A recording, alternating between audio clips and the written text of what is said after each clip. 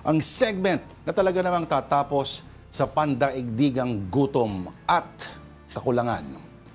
Ito na po ang I Saw the Signs.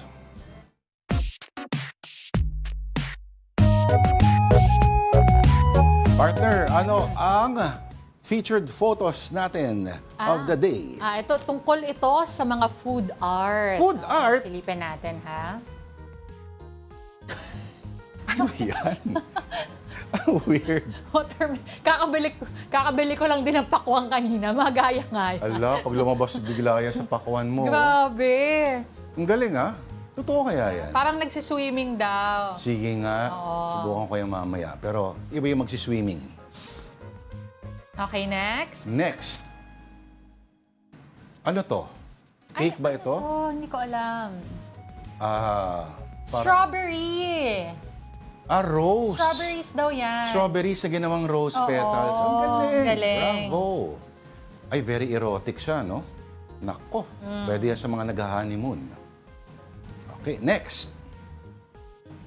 Ang galing. Ay, gusto ko to. Ang cute. Oo. So, merong parang Marie, merong parang Parang soda crackers crackers, na ano, saltine crackers.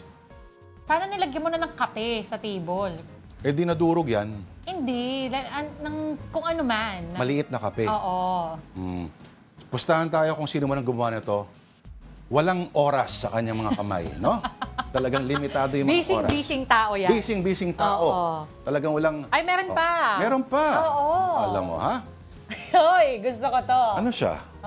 Carrots, tama ba? Hindi ba siya parang sausages? Sausage na may pas. Oo. Alam mo, ang gumawa rin ito, Ang dami ding wala ring oras. Ang dami pinagkakaabalahan sa buhay. Napakaraming ginagawa sa buhay para maisip niya yung mga bagay na yan. Or, matagal yung... Favorite, go. Matagal ang? Matagal yung in-order nila.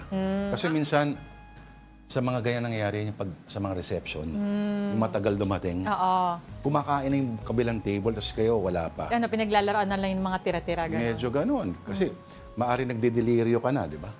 Tuwa ako, nakapost pa yung, yung legs ko.